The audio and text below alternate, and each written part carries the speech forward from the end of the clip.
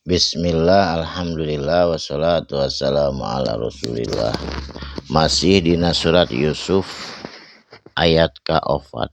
Nah, a'udzubillahi minasyaitonirrajim. Bismillahirrahmanirrahim. Idz qala, kudu inget anjeun Muhammad saur Allah. Qala samang-samang sanyarios.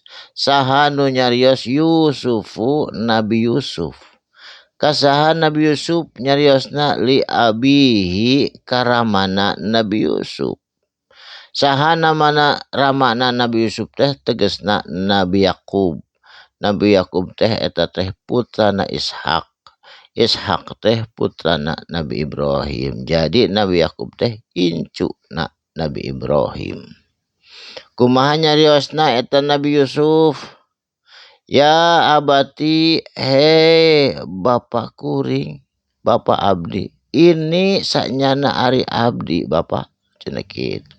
Roa itu wengi teh ningali dina pangimpian abdi. Ningali naon ahada asyara ayat 11 kaukaban bintang.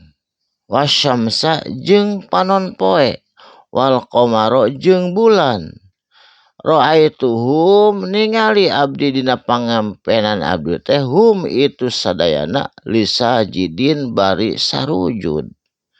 Ta eta Nabi Yusuf teh ngimpen 11 bintang jeung matahari sujud dina pangimpenanana. Satrasna ka dieu.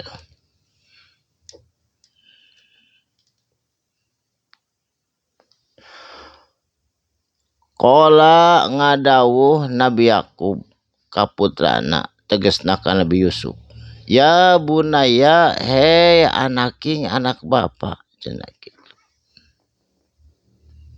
La taksus teu ulah dicaritakeun eta ngimpi anjeun. Ru'yaka eta mimpi anjeun ala ikhwatika kadulur-dulur anjeun. Saha dulur-dulur Nabi Yusuf teh aya 11 dulurna teh nyaeta ti opat istrina Nabi Yakub. Kan anu saibu sarama mah sareng Bunyamin. Nabi Yusuf teh dikantunkeun ku ibuna dina umur 13 tahun keur ngalahirkeun Bunyamin rayina nyaeta lahiran Bunyamin teh terjadi kematian atana mautna layan ibuna Nabi Yusuf. Jadi Nabi Yusuf dikantun ku ibuna waktu umur 13 tahun. Ari Bunyamin mah teu uningan margi keur lahir Bunyamin mautna oge ibuna Nabi Yusuf. Tegasna ibuna Bunyamin. Nah make ulah dicaritakeun ka dulur anu 11 termasuk Yahuja jeung sajabana.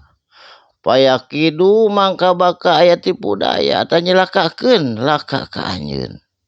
Yusuf ceuk bapana teh kaidan kalawan nyilakakeun anu sabenerna. Sabab kumaha baka digoda dulur maneh anu 11 ku setan. Inna syaitana sanyana ari eta setan lil insani ka bangsa manusia adu mubin eta teh musuh anu katida jelasna setan teh. Saterasna. Wa kadzalika jeung ari itu kajadian. Nyaeta mimpina Nabi Yusuf ningali bulan bintang jeung matahari. Eta teh ya tabika eta teh geus milih ka anjeun. Geus milih ka anjeun naon rubuka pangeran anjeun kana yen anjeun bakal jadi nabi gitu. Yu alimuka jeung ngajarkeun Allah ka anjeun minta wili tina bisa nakwilkeun atawa ngabukakeun takwil ahadisi tina sagala kajadian. Dari Yusuf mah tiasa nakwil mimpi, nakwil naon oge tina kajadian anu bakal datang.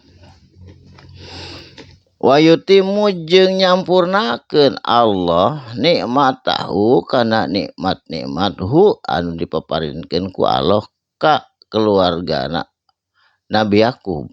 Alaika ka anjeun wa ala ali Yakub jeung ka keluargana Yakub.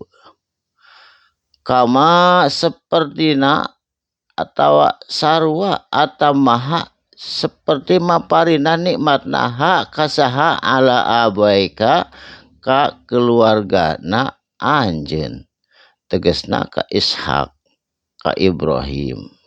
Min qablu jeung ti samemehna Ishak, Ibrahima tegasna Nabi Ibrahim. Nabi Ibrahim teras ka Ishak putrana ti Siti Sarah.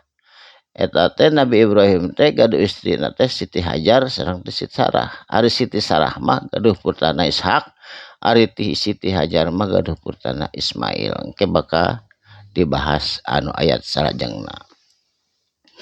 Inna rabbaka sanyana ari pangeran anjeun alimun eta maha uninga, hakimun sareng maha bijaksana dina nangtukeun hukum. Alhamdulillah insyaallah anjeun dilajengkeun deui kana ayat nu saterasna.